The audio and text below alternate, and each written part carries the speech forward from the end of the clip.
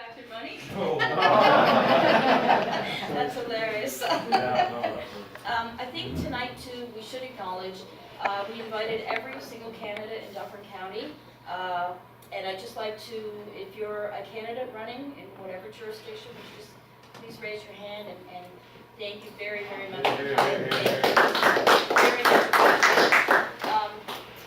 So, we are going to start with Mayor White. A little bit of an introduction. So Darren White was born and raised in Labrador City, Newfoundland, an iron ore mining town where he lived until after high school.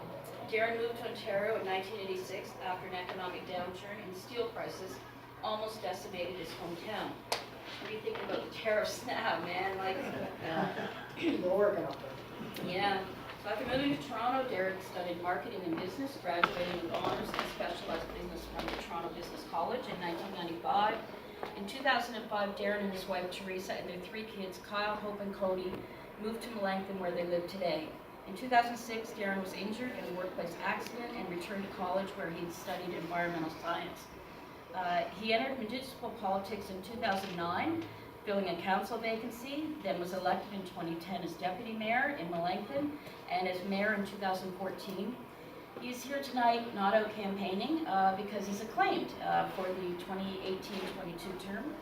In 2017, Darren served as the Dufferin County Warden. And Darren and his wife enjoy the great outdoors, camping, kayaking, and none of that because all I see on Facebook are grandkids. So he also serves his community as a member of and country as a member of the Canadian Reserve Forces and as the commanding officer of the Orangeville Army Cadets. Darren is a passionate and vocal advocate for poverty reduction, local economic development, environmental sustainability, and issues that affect Dufferin County. And interestingly enough, Melanthon now has the most wind turbines per capita. Now that the rug's been yanked out under that, and there's a lot of opposition to that, but now Melanthon is having challenges finding if they pull the plug, so to speak, that's $500,000 in tax revenues gone. So don't expect any more roads paved, Ralph. Go ahead, Darren. Thanks everybody for having me again. I'm always excited to come back and talk to NDACT, and I can share a little story as well in Carl's vein. And I spoke about this the last time I talked at an NDACT function. My first duty as council right after I was sworn in to an appointed position was I was informed, I was more or less told and almost ordered, I guess, to meet with NDACT over the megaport because they didn't know who I was and they wanted to feel out my position and find out exactly where I stood on the megaport. So I think that meeting went pretty well. We've become, I think, pretty good friends since then. So I want to thank them. I want to thank NDACT as well because they really brought water issues and conservation issues to the forefront in this part of Canada. Not only in Melanthon, in this part of Canada. And I'll tell you how much I know that I spent some time back in May at the Federation of Canadian Municipalities in Halifax. And when I told people I was from Melanthon, a couple of people knew about the megaport. They said, isn't that where that big quarry was going to go? And a couple of other people asked me about wind turbines. So, you know, our little tiny municipality has a big broad reach, and we have that a lot thanks to the hardworking folks at NDACT and people who supported that. We have the dubious distinction of being ground zero for 2 big things, and one of them is aggregate as a result of the mega quarry, and the other is wind turbines. And Karen is right. One of our big concerns going into the next term is what the repeal of the Green Energy Act is going to do to us. You know, we're still an unwilling host. At the same time, $500,000 a year in tax revenue and amenities agreement is a sweet pot to want to give up. So thank you, NDACT, for having me back again. So I've heard that there is an election happening. I don't know much about that because I haven't been out campaigning, other than trying to help some folks that I know get elected, who I think are really good for the job. And I do want to recognize some folks that are in the room tonight. There's a couple right here, there's one right there, some over there. And I want to urge all of you to get out and exercise your franchise and exercise your vote on the 22nd. It's a very important duty that we have to do this. People always say, if you don't vote, you don't have a right to complain. I do not believe that for a second. If you don't vote, you have every right to complain, just like everybody else. But you fully have to realize that you are part of the problem that you're complaining about if you don't vote. So,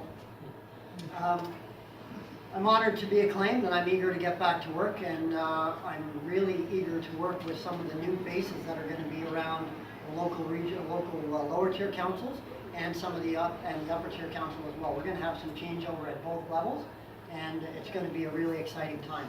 And there's a lot of stuff we have to get done when we do that. So I'm here to talk to you. I was asked to talk, and it's a touchy subject. It always is, wherever I go. Why municipalities are pro-development. And before I do that, I'm going to ask a couple of questions. I want to make it absolutely clear. These are my opinions and my opinions only. And they're based on my experiences and chats I've had with people along the way. And it's also important to note, and some of you in the room will know this, I speak my mind, I shoot from the hip, I make no apologies for that. So I'm likely to offend somebody in the room tonight by something I say, not an insult all out, but just something I say may offend you, you may take it the wrong way. Feel free to chat with me afterwards. I'm more than willing to discuss why I have the opinions I have, and I've been known to change my opinions as well. So I don't mean any disrespect or offense by that, but I like to share what I'm thinking, and I feel that's a great way to start discussions on sometimes hard to deal with topics. So I want to do a quick poll before I chat. So how many folks in the room are from Shelburne? And how many from Orangeville? And how many from the rest of Dufferin, from the other municipalities? And how many from outside of Dufferin? Well, you guys don't matter because Dufferin's the best. So I'm going to start by reading you something I saw the other day in of all places, campaign literature of a candidate in a municipal election running for council in Temagami. And you may be asking yourself, why are you reading campaign literature for campaign candidates in Temagami? And the answer is, of course, well, duh. I'm a political junkie. I'm an avid reader, and that's just the way it is. The actual answer is more like, well, it popped up into my Facebook feed. The reason why is only known to some guy who writes algorithms, and I had a few minutes to kill, so I read it. But it struck me as simple and true. And it goes like this. Know the difference between growth and investment. Not all communities are necessarily growing, nor should grow. However, in most cases, businesses, individuals, and public agencies should continue to make investments in the community, even during periods of population decline and low growth. Building on ongoing investments, rather than growth as defined by increased employment, population and tax base, is essential to reinvigorating a struggling economy. So here's another question for you, show of hands. How many people think in Dufferin County we have a strong economy? Only a couple. That's interesting. I expected a completely different response from that. So, anybody in the room tell me the top 3 impediments to local business in our community? Anybody have a thought on what an impediment is? Karen, I see your hand. Lack of transportation. Okay. Wages. Broadband. Anybody else? Wages. Wages. Good one. So let me tell you the top 3 that we learned from economic development studies in the county. And my iPad keeps turning on me, so that's why I'm going to be doing this throughout the night. Internet, probably the biggest barrier to business in our community, and the lack of internet. Even in Orangeville, a lot of people in Orangeville will tell you they have great high-speed internet. They do not have true high-speed internet. They have good high-speed internet. The second one is lack of skilled labor. Lack of skilled labor. There's all kinds of factories, and Sandy will probably know this from his campaigning. There's all kinds of companies operating in Dufferin County that cannot get enough employees. And natural gas, if you're in agriculture, that's a very big impediment to the expansion of agriculture in the county. So those things it's all in how you perceive it. And I'm talking, of course, about a strong economy. So let me explain it. I say this because I believe we have a struggling economy. And some people, even some in the room, and I say that because I expected a couple of different people in the room disagree with me strongly. They say our economy is strong and vibrant, but here's what I believe. 1 in 12 people in this county is food insecure. That means they're either not getting enough to eat, can't get the right food to eat, or just simply don't have enough money to buy food to eat. 1 in 10 people in the county are living in poverty. I don't mean close to poverty, I mean in poverty. 1 in 10 people. And that, if you break down the numbers, is 5,900 people in Dufferin County. 5,000, almost 6,000 people. 1,100 of those are in Shelburne. 1,100 people in Shelburne live in poverty. 2,800 in Orange live in poverty. 1 in 4 seniors in Shelburne live in poverty. 1 in 5 kids in Grand Valley, poverty. 1 in 6 adults in Grand Valley and in Shelburne, poverty. So let that sink in for a second. A couple of weeks ago, County Council, the director of the Orangeville Food Bank, came to us and told us that they routinely don't have enough food to give out. They're particularly short on things for kids, school snacks, and juice boxes. And she told us a story about a lady, she saw a lady give another lady in the parking lot a case of juice boxes because she thought her kids needed them more than her kids did. Just let that sink in for a second if you think we have a strong economy. So, we have companies running, can't afford or can't find skilled labor. That is not indicative of a strong economy. That's a struggling economy because those companies cannot reach their full potential. Right? Bad internet means we don't have any tech sectors. We don't have any tech-aided companies. We can't attract them because we don't have the ability. And it creates an inability to telecommute for some, which is a growing sector of employment. It also creates a lack of diversity in the industrial sector of the county, and that's indicative again of a struggling economy. And the reason I'm talking about struggling economies is simply this: growth, development, offsets struggling economies to some extent. It pays for the services that we need to support those getting left behind. So, however, it also pays for services we all need, like waste management, road clearing, infrastructure renewal, bridges, roads, all of that stuff. It all pays for that. More services cost more and more, and every year the rules and costs change, creating upward pressure on taxes. That's why municipalities are forced to be pro-development to some extent. So there are two main reasons municipalities are pro-growth. One is the ever-increasing costs need to be financed on an ongoing basis. Less provincial and federal funding creates more pressure on municipal government. New regulations push costs up. And I'd like to give you an example from Melanthon. About 5 years ago, we bought a new grader. It's not a luxurious purchase, it's not a big flashy thing, but it's a grader we needed. The grader, for those of you who don't know, is about a $500,000 hit.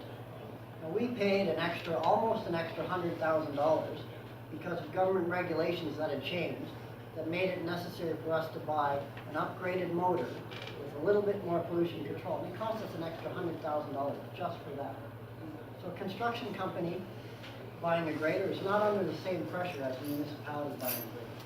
So that $100,000 in Melanthon's perspective, $21,000 is a 1% tax increase in the And sometimes I tell people that number and they shake their head. They just can't wrap their head around how such a small number is such a big effect of our budget. So we need to meet ever-changing minimum standards for road clearing and maintenance. And Karen works in municipal services, and there's a few other people here on local councils. They know the deal. We are mandated by law to maintain certain standards of roads. And those standards are ever-changing. They are constantly evolving, constantly changing, and constantly making us pay more money to maintain the same level of service. It's very simple. Second reason is a little bit more controversial. This is probably where I might offend some people. So be ready for it. It's simply this. Because the public generally will resist growth and development, local councils have the hard job to sometimes act directly counter to residents and residents groups. It's very simple. For every time a resident group comes out against it, a municipality, we found ourselves in this position through the mega quarry battle a lot, where we had to try and maintain a middle of the road, no opinion to the end position on the mega quarry. Meanwhile, at the same time, most of you know, I mean, while I had to be middle of the road and willing to listen in council, there's stock and all the other things, just because, you know, I don't like to keep my mouth shut, quite frankly. That's why. So I'll give you a couple of examples, but before I give them to you, I want to make it clear that I'm either for or against these proposals. I only follow them peripherally. They're not in Melanthon. I don't have great detail on both of them.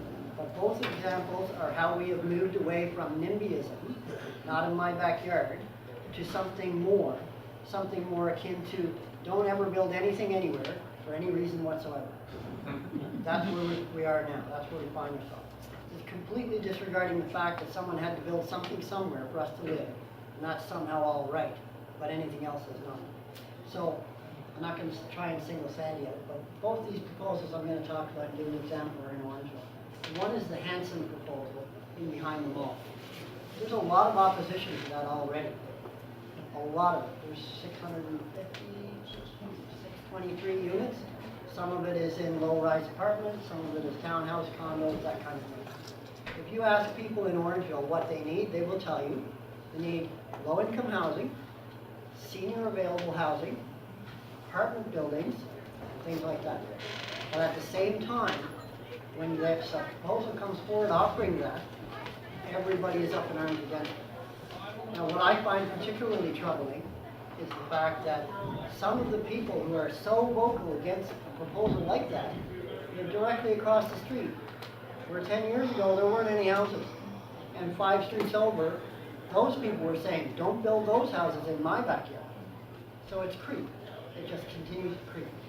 And it's a great example of why municipalities have to take a middle-of-the-road or a pro-development stance.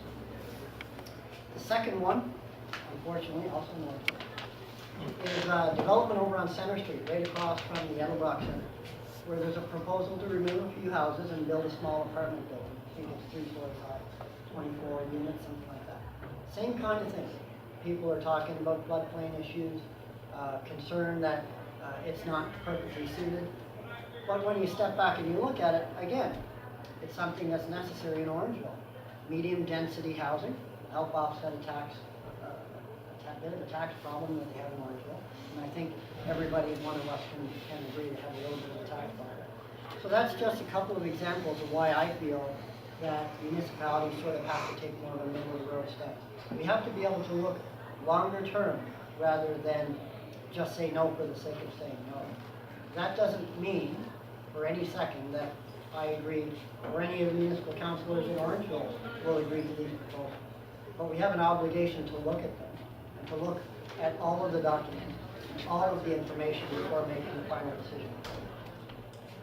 So I want to take a second now to, I forgot to ask Karen, how much time do you want me to take?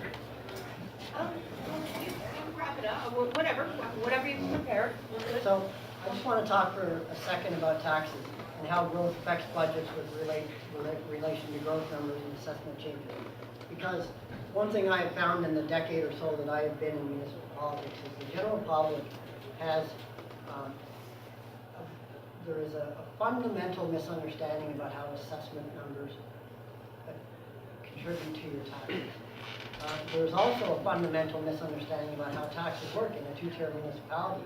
And this is shared by, luckily, none of the municipal council candidates that are in the room, but there are candidates running in municipal elections who fundamentally don't understand how taxes work. And that's why I urge you to do your homework before you vote. Because there is at least one candidate that I know of who thinks 2% tax increase at your lower tier and a 2% tax increase at the county level equals a 4% tax increase. And that is not how the way it works. It is just simply not.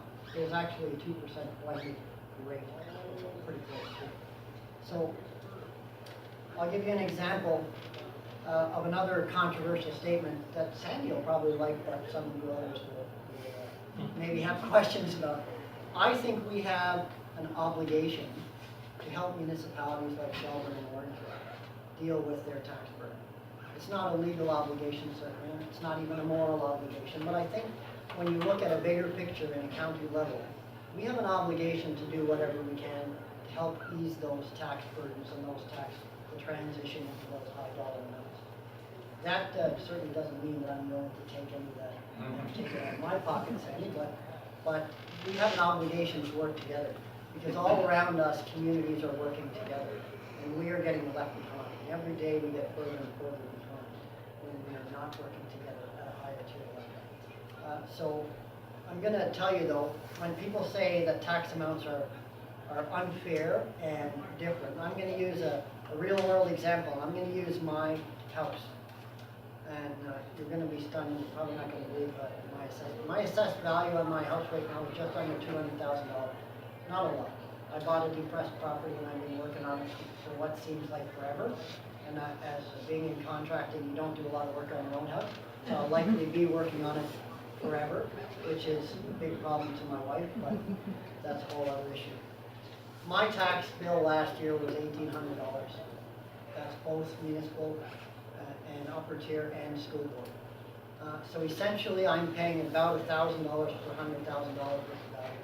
So I asked the staff over at the office to extrapolate that out and compare it to what the average house in Orangeville would be at maybe $600,000. And you know what I found? My tax bill at $600,000 of value would be exactly the same as what a house tax at $600,000 of value in Orangeville is. So we're not all that different. But we have to find ways to help them. We have less service, we have less expenses in some way, but the obligation is on us to make it all work and make us work together as a county, so we can move forward. Anyway, that's all I have for you tonight. If you have any questions about any of the things I've said, I'm more than happy to discuss them later. In my entire life. I didn't know much about it until the mega quarry started. I thought everybody in the world had Honeywood silt loam. I just thought that's the way it was. Until I started hearing more, especially Dave Vanderside gave a speech one day at one of our functions where this is the rarest of the rare. There's Honeywood silt loam in other places, but this is the rarest of the rare, the biggest contiguous landmass of this type of soil. David was saying when you pick potatoes, harvest potatoes down in the States, 1/3 of their truckload is full of stones. I tell you, I pick potatoes, so I was moved out of the house. You never get one. You get very few stones, and this is the rarest of the rare, and we have an obligation to protect that. I know we need development. There's lands that we can develop on, and Dale Rutledge told me something that has always stuck with me. He goes, you dig up an acre of gravel, you're losing 2 acres because you're going to the city and paving over an acre of farmland as well. So 1 acre of gravel, you lose 2 acres of farmland, and that has always stuck with me. So, without further ado, we have a renowned speaker here. Dr. Phil Loring is an environmental social scientist with interest in food security, conflict, and fisheries. Originally from Maine, he did his graduate work in anthropology and ecology at the University of Alaska in Fairbanks. His research focused on food security with indigenous communities along the Yukon River. Since then, he's looked at hunting, fishing, and agriculture in a variety of settings. He is a lifetime member of the American Fisheries Society and has received rewards from the AFS, as well as the U.S. National Institutes of Health. He recently moved to the University of Guelph from the University of Saskatchewan. He now holds the Arrell Family Chair in Food Policy and Society at the University of Guelph. You need to come up to the Pine River and do some fishing. I do. Yeah. Thank you for coming. He knows all of you very well. He's now at the University of Guelph after being at the Suzuki Foundation. I told him that I was coming up here to talk with you, and he said, don't get him started about the quality of their soil. And sure enough, it came up in the first half hour. No, I'm really excited to be here. It's been an interesting transition for me to come from the University of Saskatchewan here to Guelph to try to get to know some of the issues facing communities around food security, and agriculture in Ontario, and so this was a really good crash course, so I appreciate it. I'm going to give you first just a little bit more about me, because there's a couple of things that I encountered over the years that I think, as I sat down and started thinking about tonight, resonated or came back to me, some experiences early on. And as Karen said, I'm an anthropologist. I did a lot of research. I spent a lot of time in Alaska, where I did some commercial fishing. I worked with communities along the Yukon River to talk about food and food security. And encountered some debates over what resources are for, what the ocean is for, what the fish are for, that are very similar, I think, to some things that are on folks' minds here. One of those is, so when I was doing my graduate research, there were a handful of years of salmon on the Yukon River that were really low. The returns were really low, and this whole sort of debate sort of bubbled up. Do we need to conserve these fish? Do we need to take drastic measures to ensure that these fisheries don't just collapse? Or do we allow some folks to take fish for food security? And what jumped out at me at that time was that people were automatically setting up this either-or situation. And what we tried to do for a couple of years down there is start to ask the question, is this really an either-or situation? Conserve the salmon or create food security in some of these communities? So just hold on to that one question. Is it an either-or between things like food security and conserving resources? Later in my career in Alaska, I moved, I did some work further down in South Central. As I said, I crewed for some commercial fishermen, and then I also did research on a really, really large conflict over salmon fisheries in South Central. And that conflict was between folks fishing for commercial purposes, the sport and tourism fishing industry, local folk who live in Alaska and wanted access to those salmon for the freezers, for food security. And here again, there was some either-ors, but the debate sort of boiled down to this question: what are the fish for? And who ought to have the most right to that fish? Is it the people who can make the most money with it, the folks in the sport tourism industry, or is it the folks who rely on it most for their lives and livelihoods, the small-scale fishermen, or is it the Alaskans who rely on it for their food? So again, what are the fish for? Again, you get locked into these sort of either-ors. And one of the things I've learned is that in all of these cases of debates over resources, you get conflict, and the conflicts escalate. And as the conflicts escalate, people lose sight of some of the values they have that happen to be, as it turns out, if you dig in, to be shared values with the folks on the other side of the conflict. So that's another thing that I was thinking about in preparing for tonight.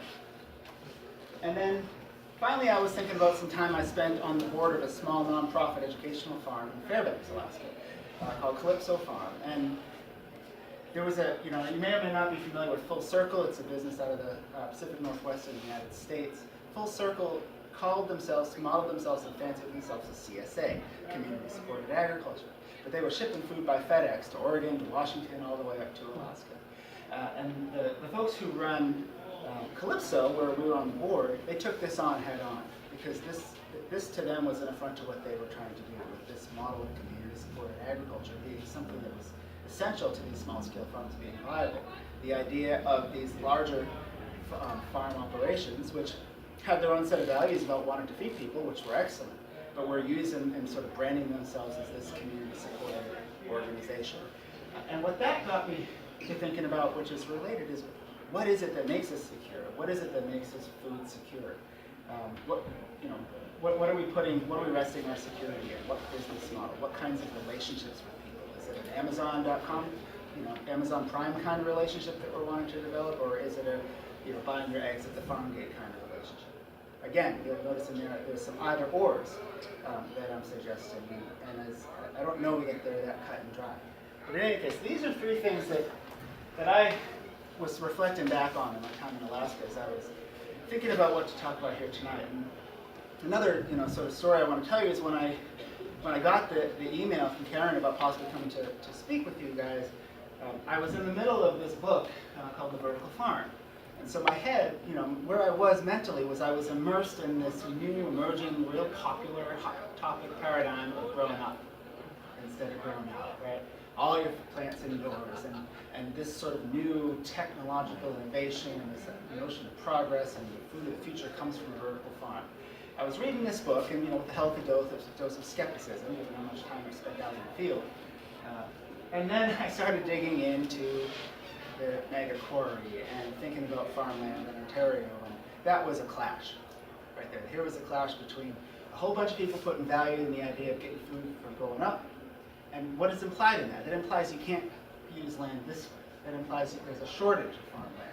You're having to do it inside, you're having to use lights, you're having to do things in a more energy intensive way. And so that was a real sort of moment when I had to sort of shift gears and thinking about tonight. And it made me realize we are in the middle of this conversation as a society about how we ought to get our food, where it ought to come from, and what is the land for. And in Ontario over the last 50 years. And I was really struck by the feeling, by the vibe, by what it was they were selling it. You know, they're very open about being an entertainment farm. And Tom talks a lot about how the only reason that they're still on their old homestead is because they realized early that what they were going to sell there wasn't just apples, it was entertainment. It was the petting zoo. It was the big giant jungle gym for kids. It was the experience of picking your own apples. It was the experience of being on, you know, it's beautiful.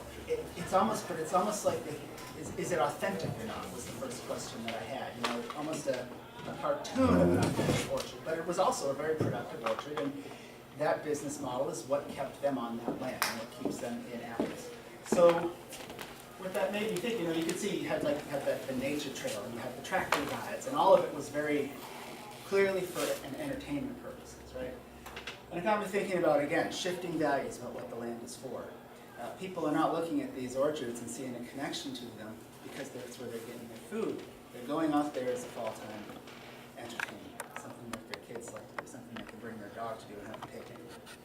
More shifting values about what our land is for. So here we are, and of course, again, I'm new to Ontario politics. I did, know that came in at a really interesting time in Ontario politics, and one of the first stories I heard was about increased pressure, to take some of the green belt and put houses on it. Pressure from the GTA, pressure from population, and so forth. It's forcing on people in Ontario to have a conversation, to really dig through this question of what land is for. And that is hot, and that can create a lot of conflict. And it is, and that's why I'm focusing so much on what their values are. Because again, in my experience with conflict in all sorts of different settings, keeping sight on the values is the way to keep conflict from getting out of control. So what's the land for? Is it for food security? That ostensibly is one of the reasons we're all here, the food and water first. What's next after stopping the mega quarry. And hearing that 1 in 12 people are food insecure, that's in line. That's not a great number, but it's in line with the average. And the further north you go, the worse it gets, right? The further away from good stores you go, the worse it gets. What is that though? And there's a lot of attention in policy circles to food security, but for some reason, attention to food security hasn't translated into attention for land. And I'll tell you why I think that is.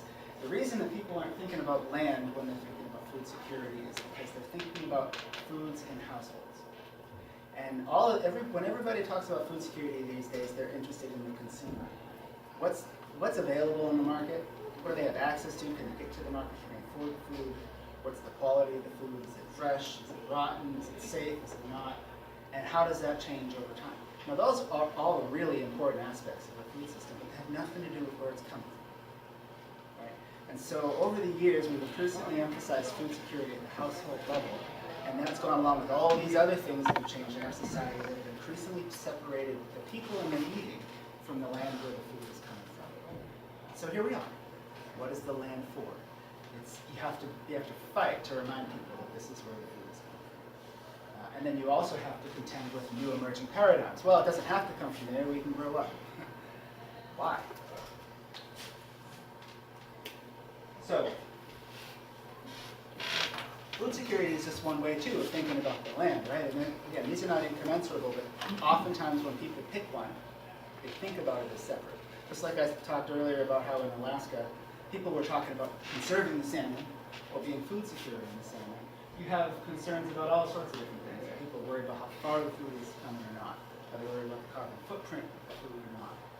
That might translate into concerns about meat or vegetables. Or are they worried about the other biodiversity on the landscape? Each of these is a different set of values for what the land is for. It's for habitat. It's for carbon sequestration. It's for food production. It's for whatever. All of these are wrapped up in how people are thinking about trying to make decisions about issues like the mine or a mall or an apartment building or a farm. So what are the values here? You know, I just did a little bit of research. Don't worry about the numbers because it's small. The point of this, based on the 2017 Farm Credit Report in Canada and all the ones before it, is that for years and years now, the last several years, farmland has been increasing in value. So to some extent in Canada, the values are there. People are putting their money where their mouth is when it comes to farmland. Farmland values are going up. If you're looking to protect farmland for food production, that's a good thing, right? That is the thing that's in the corner. And it's all over the country. It's particularly high in this province, increases in farmland values. But at the same time, again, you have other pressures too. There's other values exerting their, that are active forces against what we do with land in Ontario as well. Political forces to develop more housing for the growing Greater Toronto area and further up to Guelph. I see this every day when I take the bus into the university. There's just, on the way to the university, everything to the left is new development. Clearly, those used to be fields. You can see it, right? There's still tractors on some of the land. And so there's other values here that are pushing it right now. So I can understand the sense of urgency. And then you also have sustained population. The numbers don't matter. The direction of the line does. This is the projected population for Ontario. More people. And all those people are going into the Greater Toronto area. All those people are pushing into South Guelph, into the, further and further north, starting to make decisions. Well, we can't live in Guelph. Let's go to Aurora. Let's go to Fergus. And all those property values are going up in addition to the farm values. So here's another pressure that relates to values, right? And it relates to growth, which can be a good thing. But what kind of growth is the question, and how does that growth influence the decisions that we make about land? So I'm going to give you a couple of questions here, again, going back to this either or, that I'll tie back up here in a minute. The overriding question, it seems to me, if thinking about what is land for, is a sort of a more fundamental question about whether or not people in Ontario want to feed or be fed. And that, again, it's not a stark either or, but it's instructive to think about what the difference is. A lot of the sort of the PR and the marketing around, especially large-scale agriculture, is around this notion of feeding the world. And that's a very industrial concept. It has the subject is who's doing the feeding. It's the farmers, it's the producers. And the object is who's the people who are being fed, right? People who are ostensibly, by that statement, not involved, not connected to you somehow, not participating in their food economy. They're not connected to you. So that's feeding, or being fed. You're not involved. But is there some middle ground? Is there a way? I think back to all the time I spent on the Yukon River, work in Indigenous communities. There was no division between this. The people saw all aspects of their livelihood integrated with the land as where they were getting their food from, and part of their culture, part of their relationships with other people, as well as their relationship with the land. And I saw the exact same thing in small-scale fishing communities in South Central Alaska. This was not just a place where people were feeding the world. It also just wasn't a place where people were being fed from food at the market. Food was a part of who they were, even if they didn't fish. Fishing was a part of who they were. It was a part of their community. It was a value even if they didn't fish. So feed or be fed. The next question about land. Do we spare the land or do we share it? This is another big debate in food. Are we cordoning off some parts of land for food production, cordoning off other parts of land for people to live, and then yet other parts of land for the rest of nature, and saying, there you go, we've solved the problem? Or are we thinking about ways to integrate? We're thinking about ways to make decisions where it's not either ors. This is a big debate.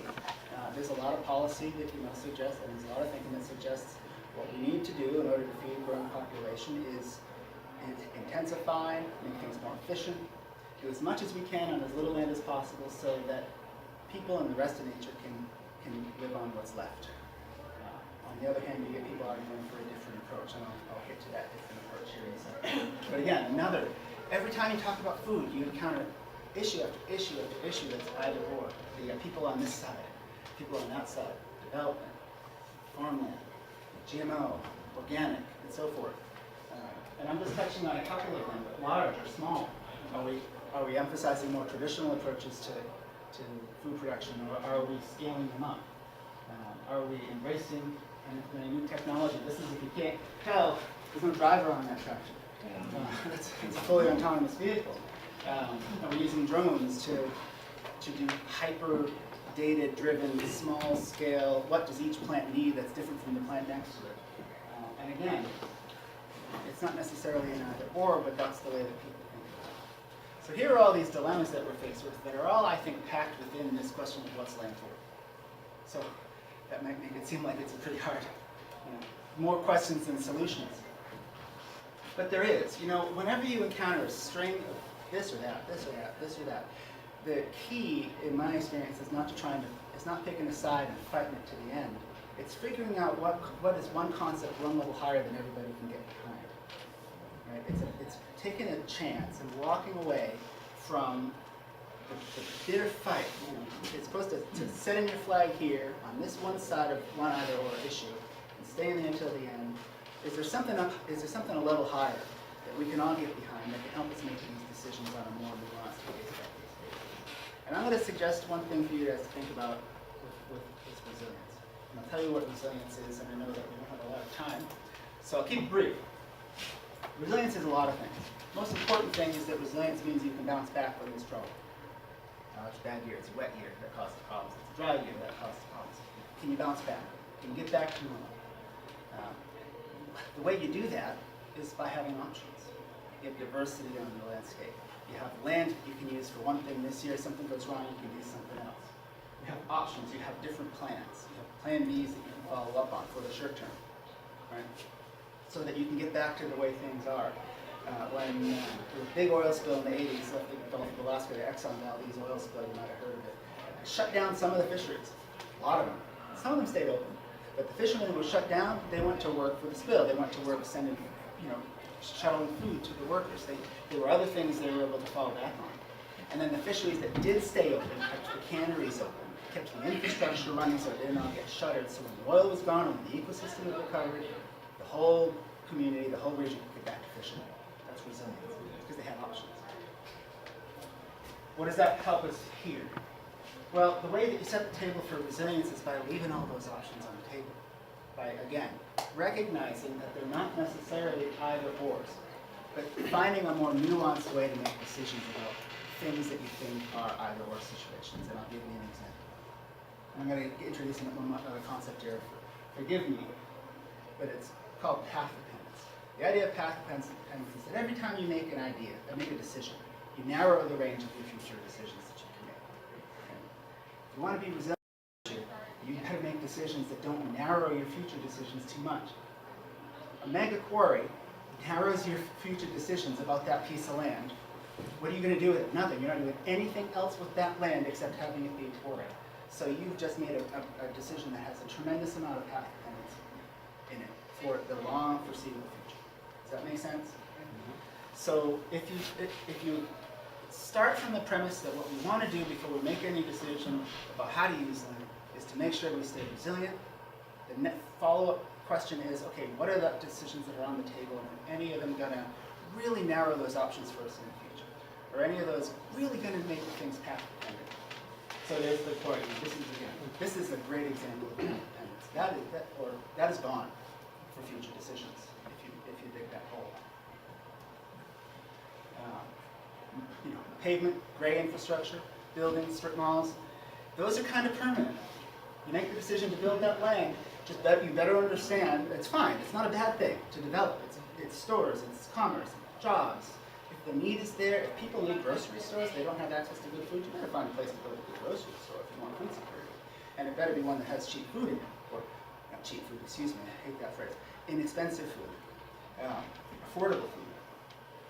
But you also got to know when you pave over that ground and you build that infrastructure, you've narrowed your options for there in the future. And that does, to some extent, limit your resilience. So when you're making that decision, can you find a way to make it in such a way that doesn't close you off completely in the future? This is hard to see on the small screen here, but I would encourage you, if you're interested in this sort of thing, there's a great little book by a rancher down in the US Southwest named Chelsea White. Chelsea White wrote a book called Grass, Soil, Hope. And he talks about finding a way to make decisions. And you've got the city over here, you've got the cash crops, you've got the wind farm, just like you have over here. You've got your cattle, you've got all these different things going on in this landscape. And the point of what he was trying to argue is that when you're making decisions, just don't cut yourself off. Find a way to build some flexibility. Find a way to leave some space for you to change what you're doing in any given part of your land. Recognizing you're going to build buildings, you're going to build malls, you're going to build schools. But shoot for something that's a little bit more resilient, where you can integrate different uses of the land, so that it's not an either or. Is it an apartment building apartment complex where people are producing food? What are those, not compromises, but what are those win-win situations? This is just a hypothetical from, I think, a college student at the University of British Columbia. I found this great little rendering. But the point of this here is that, there's all this land here. It's being used. It's options. It's flexibility. If you need to do something else with it, you can. So it's resilience. And it's also for families, for getting together, it's for commerce, it's for all the things that tie your community together. So, in the interest of conversation, I'm going to stop there and just, sort of the last thought that I would leave you with is again, keep it in mind that conflicts over any particular issue or any particular decision, they only escalate, in my experience, when people tie themselves so tightly to where they've stuck their flags on a particular issue, and they stop thinking about people on the other side of that as human beings with values that are generally similar to theirs. Instead, they start responding to the issue, and that person responds to their understanding of the issue. And once people stop responding to each other, you lose the good faith, and that's when the conflict gets out of hand. It escalates. It's like an arms race. If you can focus back on those values and find a way to incorporate them all, make room for them all through a concept like keeping the county resilient, I think that might be a step towards addressing some difficult decisions in the future. Any questions? Those vertical farms, I've been hearing a lot about them, but the soil in them, when you farm outside, you've got to renew the soil, turn it up, fertilize it. Like, in those vertical farms, does the soil ever wear out? Well, it's different. A lot of them are hydroponic. Right. And people are experimenting with different kinds of soil, different kind of, auto-applying nutrients to plants. And, a lot of them are hydroponic, and it's all really very energy intensive right now. So carbon footprint on some microgreens from a vertical farm goes way up compared to growing in the windowsill. How do you kind of work in the conflict of really high real estate prices, high taxes, and a low agricultural product value in this? Like, do you have to always then look for a higher value crop? Is everyone going to be growing marijuana and hemp on their properties? Well, that's unfortunate. Fortunately or not, depending on how you look at it, that is the trap, right? That a lot of agricultural producers have been locked into for decades, is chasing more valuable crops. And one of the reasons that happens is because of the size of the market people are selling into, right? And because we've stopped valuing where the foods come from. So you're competing with everybody out there in the world who makes the exact same thing, just like when the apples fell out, the apple market fell out because of China. China had already changed the way they were farming apples. They were getting far more apples per hectare at a much lower price because they didn't have similar labor laws and the price went way up. Now, if you're competing with apples on the market, it's a very different thing if you're competing with Ontario apples or Milton apples or Chudley's apples, if that's a thing that people come to value. But like, as you're saying, Chudley's is not just a farm, it's entertainment, right? That's right, yeah. So you have to you almost have to have a gimmick to get the value off your real estate, and that piece of real estate they're sitting on. What is that, a $20 million piece of property and almost at the 401? Yeah, well, that's exactly that right. The developers are ready to jump on if they get a chance. It takes their bakery that's on the other side of the 401 to subsidize almost the fact that they can even stay in the I used to deliver to them. And so it's a good question, and for me it goes back to that question of where are the values of our food? If we can't, within our homes and our communities, encourage people to see more value in food that comes from where they are, because that makes them necessarily more food secure, we're in a bit of a losing proposition because everybody's going to be perfectly happy getting it from Mexico or India or wherever they're China or going to Walmart. But you know, this mystique of this global food system with all the food coming from elsewhere is kind of a bit of a myth, right? I mean, all of our eggs we get, you know, from Ontario, right? They are low through Burnbrae, right? Essentially, but they're, you know, industrial eggs or local eggs. And so, but nobody knows that. And so for me, we're still in this place where if we want to value land for food, we need to teach people that that's where food comes from. And how do you get new farmers into it with the cost of real estate? Boy, that is a really fantastic question. New farmers getting in, retired farmers, and their kids not wanting to stay in the business. Yeah. That is an ongoing question with lots of people asking that. We're looking at that very issue down in Arrell, and we're trying to find a way that the municipality can allow multiple small farms on a large parcel of land. Yeah. Because currently, you can't subdivide the lots. But could you put small, tiny homes, and then a young family comes in and has their 4 or 5 acres of vegetables or some other, you know, high-value crop that they actually have to work by hand that they're not going to do with a big commercial equipment and go Right. organic.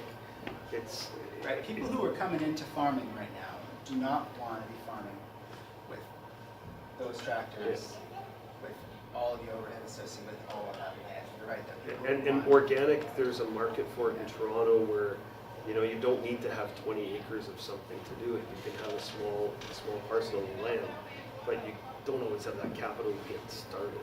Right, and it's a tenuous living because you don't know if you're always going to have the market unless you start working together with other people doing that same kind of living. It's a really good question, and there's organizations like Food Hubs that are trying to find better ways to get to the market so that people are making the, you know, good amounts of food and despite the property you can buy because of the property it's a dilemma for sure. And we lose farmland there. I mean, as opposed to tourism, we've got a lot of horse farms. And those horse farms are not necessarily generating revenue as selling a product. They're selling a lifestyle as opposed to a product to the market. But, I mean, how many thousands of hectares are there in Arrell that are protected because of horse farms? You know, if you don't have that horse farm there, what's it going to be, a fallow field? We don't have the really nice loam. We've got really good gravel. Yeah, look, I'm going to gravel. It's an interesting question, and so the social scientist in me, you know, not an economist, but if I was, I would say the incentive needs to be there. And what is the incentive? The incentive is there needs to be some sort of economic or other, generally these days, economic incentive for using the land in a different way, right? And that's where you get into the big rancorous debates about things like should people get paid for other things that they're doing with their land? Should people get paid for managing land in a way that sequesters more carbon? Should people get paid for some other quote-unquote ecosystem service or whatever? And you know, spend some time talking about that, and now you're going down a rabbit hole of whether or not we should have a carbon tax, right? And we don't want to go there. But there is a question: what are the incentives, right? And can we find a way to pay to actually put a value on land doing that? And if you get a severance on a farm now in Arrell, 2 acres is $450,000 for an empty 2-acre parcel. So and the median value for a house is $870,000. But then you get a farm that's 80 acres, it's only 1.2 million. So it's such a ripping in all directions, and the economics to be a farmer is disappearing. You gave a lot of illustrations of either-or situations. Do you have some good illustrations of good examples of people who are making some progress about making either-ors, not either-ors? Yeah, Can you repeat the question? Sure. The question was, you know, I talked a lot about either ors, but do I have any examples of where people are finding a way to turn an either or into how about a little bit of both? You know, on the Yukon River, so the Yukon River is 2,000 miles long. There's 27 small scale, 900 people or less communities along the Yukon River from the mouth of the river to the Darren Sea. in Yukon territory. And so it's not a ton of people that rely on that center, but it's a decent amount of people who rely on that center for security. And there have been challenges with those king salmon returns over the years that have resulted in a number of different things. Now, the approach had been the best way to save those salmon is to turn the fish on. Well, they spent some time talking to the people who know that ecology best, the folks who live on the river, the elders, right, the traditional knowledge holders, and one of the things, and they learned a little bit about some problems they had and how they had managed that, just assuming that the only best thing you can do is to not fish. Well, it turns out, if on big run years, if you actually do a little bit of fishing, even on low years, if you do a little bit of fishing, you can change how those runs respond in future years. So they worked together to sort of try to break this assumption that it's an either or. And now they're trying new approaches to when the fish come, how many fish you can take, don't close it completely, just close it for certain uses. And I think it's looking better than it has in a long time. So that's one. But the thing to know about that is that it's a work in progress. And so it's an experiment, and there has to be room to fail. And that scares people, the idea of failing in something so high stakes. Right?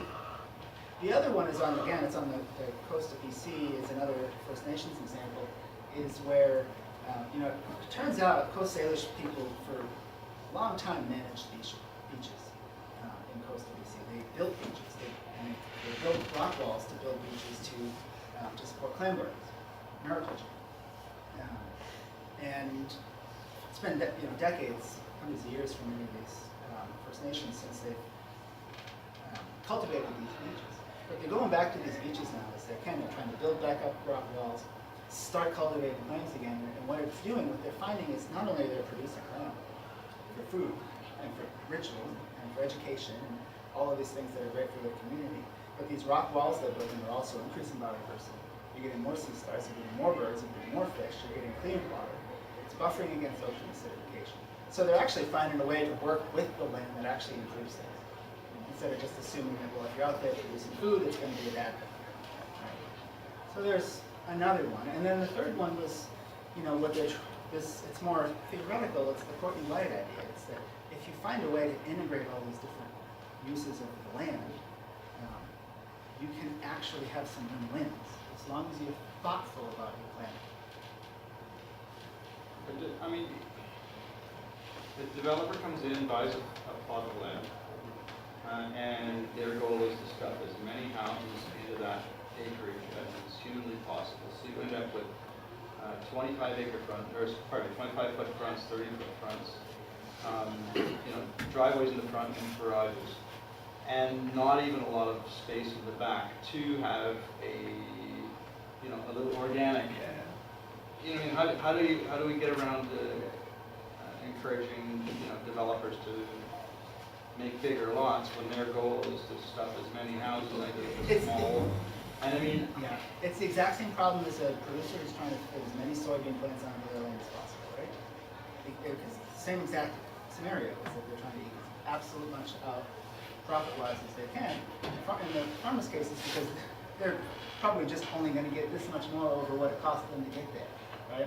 I don't know if that's the case with developers, but probably not.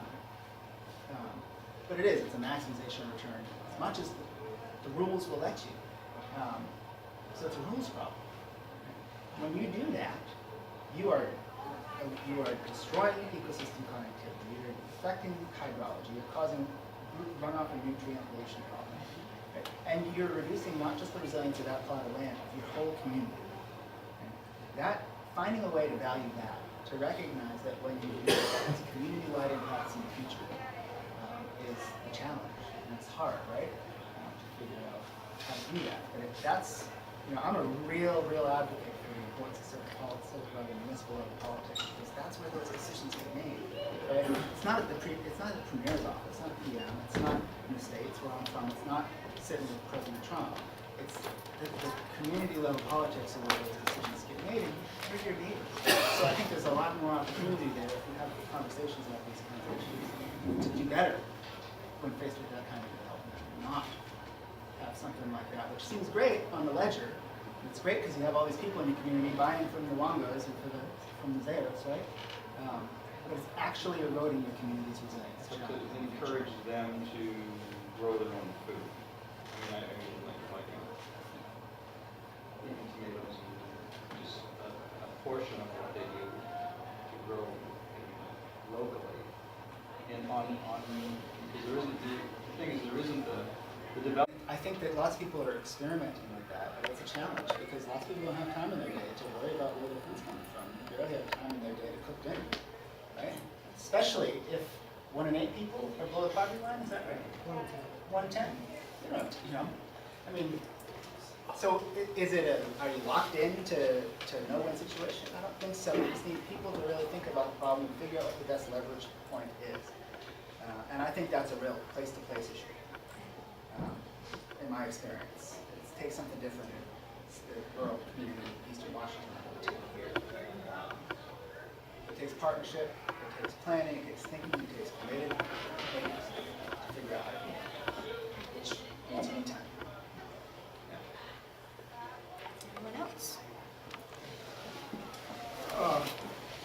I've read where the land that farmers actually farm, almost 40% of it is